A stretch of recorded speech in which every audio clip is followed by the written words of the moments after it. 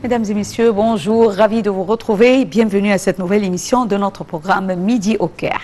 Et commençons l'édition de notre programme quotidien avec le président Abdel Fattah el-Sisi, commandant suprême des forces armées, qui a dirigé la réunion du Conseil suprême des forces armées tenue hier, où on a abordé les conséquences de l'incident qui a ciblé un certain nombre de martyrs des hommes des forces armées, ainsi que des mesures prises pour poursuivre en justice les éléments takfiri qui ont fui et les éliminer. Un commentaire.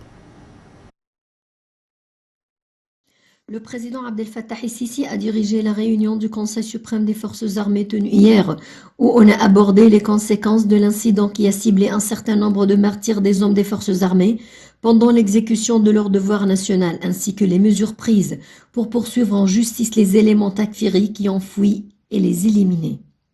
Le président al-Sisi a exigé les agents chargés de l'application de la loi par l'évacuation de certaines zones dans le nord du Sinaï, des éléments terroristes, tout en mettant en œuvre les mesures de sécurité qui contribuent à l'élimination du terrorisme sous toutes ses formes.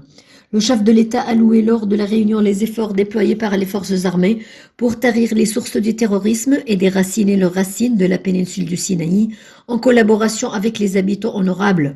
En plus de leur effort dans la réalisation des méga-projets nationaux en coopération avec toutes les institutions de l'État, soulignant l'appréciation du peuple égyptien pour les sacrifices offerts par les hommes des forces armées et la police pour maintenir la sécurité intérieure et préserver les lieux saints. On a également discuté d'un certain nombre de dossiers et des questions liées aux activités et au rôle des forces armées et leurs efforts dans la sécurité nationale égyptienne, surtout les aspects stratégiques de l'État. Le Bureau des Nations Unies en Égypte a présenté sur tous les sites des réseaux sociaux ses sincères condoléances aux familles des martyrs de l'attaque terroriste qui a visé le point de passage dans l'ouest du Sinaï, souhaitant un rapide rétablissement aux blessés. L'ambassadeur britannique en Égypte, Gareth Bailey, a de son côté condamné l'attaque terroriste et a exprimé sur les réseaux sociaux ses sincères condoléances aux familles des martyrs. L'ambassadeur britannique a affirmé que le Royaume-Uni soutient l'Égypte dans sa guerre contre le terrorisme. Le Premier ministre Dr Moustapha Madbouli a reçu 2 appels téléphoniques du Premier ministre libanais Najib Mikati et jordanien Bishr el-Khaswana.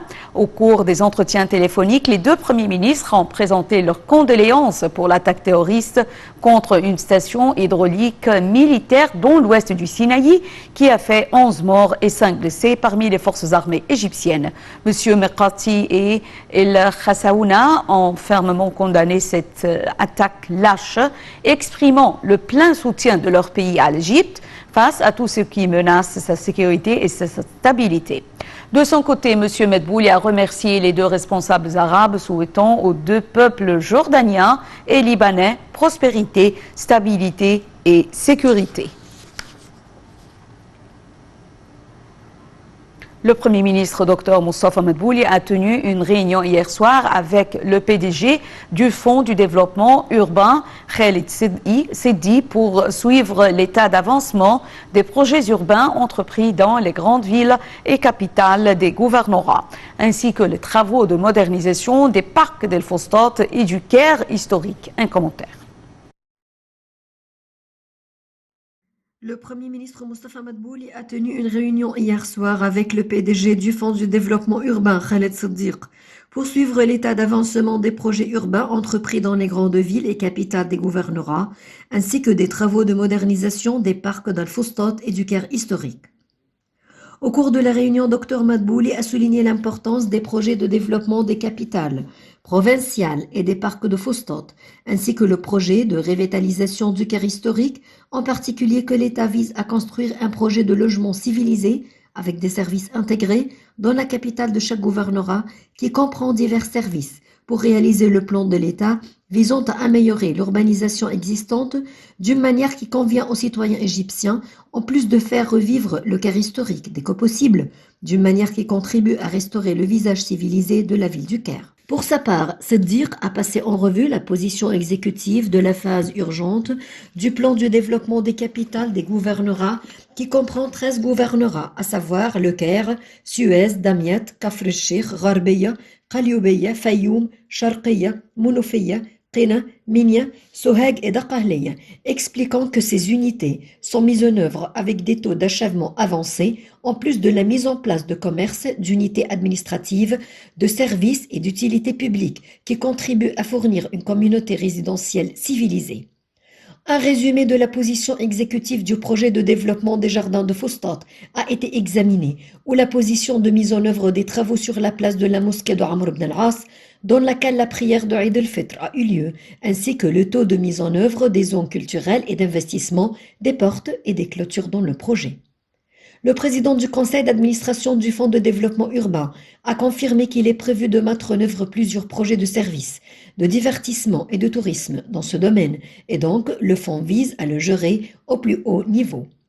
La position exécutive du projet de revitalisation du cœur historique a également été revue, y compris le développement de la zone entourant la mosquée d'Al-Hakam, Bab Zouela et Harat al-Roum, ainsi que le développement de Darb el-Labbena et le jardin de la place à Roumaïla. Le chef de la diplomatie, Sameh Choukri, entame aujourd'hui une visite dans la capitale marocaine, Rabat.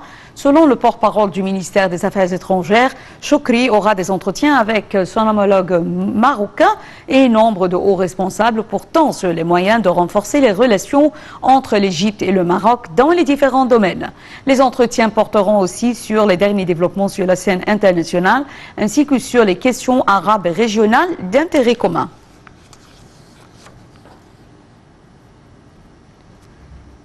Le ministre des Affaires étrangères, Sameh Choukri, président désigné de la conférence internationale des parties à la Convention cadre des Nations Unies sur le changement climatique, la COP27, a reçu hier dimanche le secrétaire général de l'Organisation météorologique mondiale, Petteri Taalas. Les deux responsables se sont penchés sur la coopération avec l'organisation à la lumière de l'accueil par l'Égypte de la 27e session de la conférence.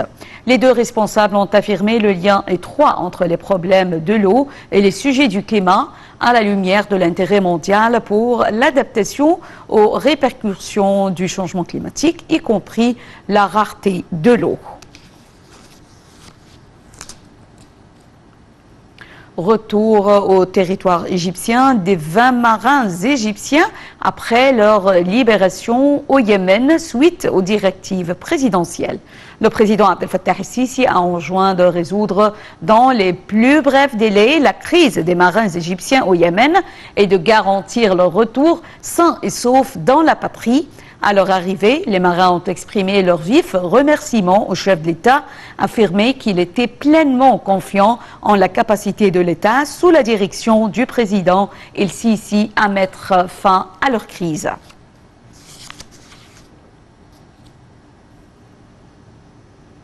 La ministre de la Coopération internationale, Dr Rania Al-Marchat, a déclaré que le fait que le monde cherchait à réaliser le développement durable d'ici 2030 est indissociable de ses aspirations à renforcer l'action climatique, la transition vers une économie verte et la rééducation des émissions nocives. La ministre s'exprimait lors de sa rencontre avec de hauts responsables de l'ONU à Washington, dont le vice-secrétaire général, le secrétaire général adjoint aux affaires économiques et sociales de l'ONU et l'administrateur du programme des Nations Unies pour le développement, PNUS. Elle a jugé nécessaire la conjugaison des efforts de la communauté internationale et des parties concernées pour soutenir les aspirations des pays en développement à obtenir des financements climatiques faciles et à mettre en œuvre des projets d'adaptation et d'atténuation des conséquences du changement climatique. Les entretiens avec les responsables des Nations Unies ont porté sur l'importance de renforcer le rôle du secteur privé dans la mise en œuvre des projets d'adaptation et d'atténuation des répercussions du changement climatique à la lumière de la grande importance d'une action conjointe de toutes les parties. Le ministre de l'Agriculture et de la Bonification des Terres, El Saïd El Qusseir, s'est dirigé vers la Côte d'Ivoire pour participer à la conférence des Nations Unies sur la lutte contre la désertification COP 15 au nom du président de la République, Abdel Fattah el-Sisi. Monsieur El Qusseir devra prononcer un discours au nom de l'Égypte avant le sommet et devra rencontrer un nombre de chefs de délégation participantes, examinant avec eux les aspects de la coopération bilatérale et tiendra également des réunions avec les responsables de l'agriculture, l'élevage et la pêche, ainsi que les ministres de l'élevage et de l'agriculture de la République de la Côte d'Ivoire, afin de renforcer la coopération mutuelle entre les deux pays. Le ministre de l'Agriculture est accompagné par le président du Centre de recherche désertique, Dr Abdallah Zarloul, et le superviseur des relations agricoles étrangères au ministère de l'Agriculture, Dr Saad Moussa. Sous le titre Les Émirats arabes unis, l'Égypte et la Jordanie, la destination égyptienne figure sur la liste des destinations touristiques populaires au Moyen-Orient et en Afrique du Nord pour les voyageurs de loisirs du monde entier. C'est ce qu'a expliqué Arabian Business selon Skyscanner, qui est l'un des sites mondiaux les plus célèbres spécialisés dans les voyages. L'Égypte arrive en deuxième position parmi les destinations touristiques du Moyen-Orient et de l'Afrique du Nord que les touristes du monde entier visitent à des fins de divertissement.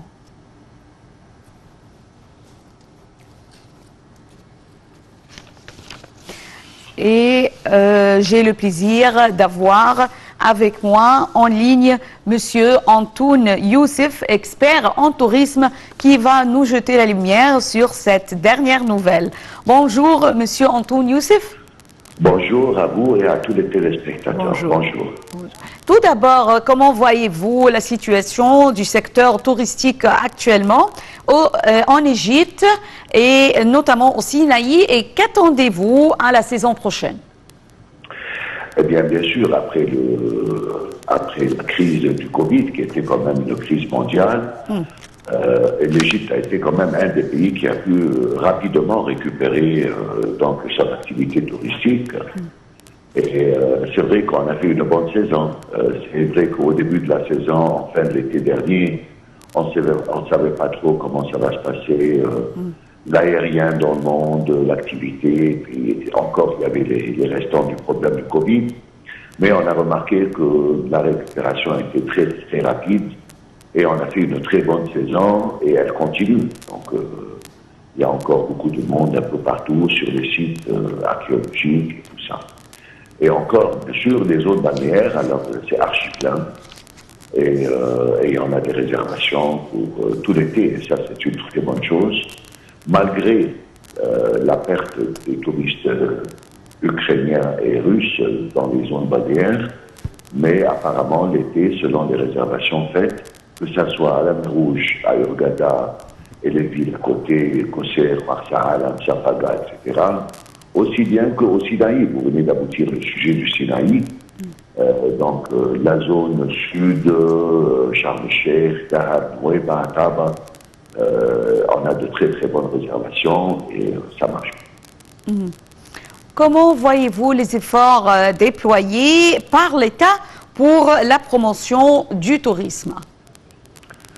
Bon, c'est vrai qu'il y a eu des grands efforts de fait et qui sortent totalement de l'ordinaire. Bien sûr, il faut dire que des grands événements comme l'inauguration de l'allée des Sphinx à Luxor en novembre dernier, un événement mondial, ça a beaucoup incité les gens, ça a donné envie de revenir en Égypte, de visiter. Il ne faut pas oublier, bien sûr, le grand événement de l'année dernière, le déplacement des momies vers le nouveau musée de la civilisation.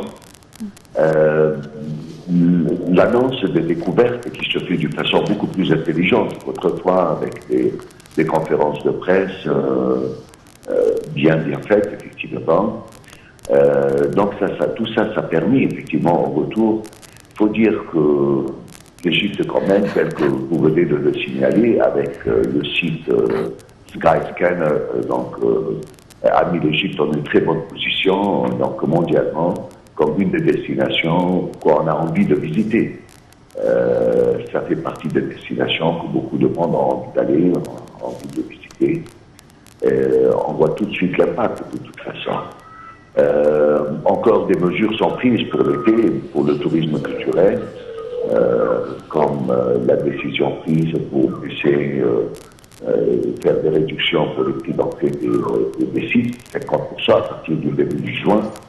C'est une bonne chose. Je pense qu'il faut encore prendre d'autres mesures, comme diminuer les charges, par exemple, des services terrestres des aéroports et des avions de charter et tout ça. Ça peut aider aussi à faire un potentiel touristique avec des prix valables, surtout avec la vague d'inflation que le monde est en train de vivre maintenant due à la guerre russe. L'Ukraine aussi. Monsieur Antoine Youssef, expert en tourisme, nous vous remercions infiniment pour cette intervention. Merci d'avoir été avec nous en ligne. Et mesdames et messieurs, nous arrivons à la fin de cette émission de notre programme quotidien Midi au Caire. Rendez-vous demain, mais avec une autre équipe. Merci et restez avec nous sur Nile TV International.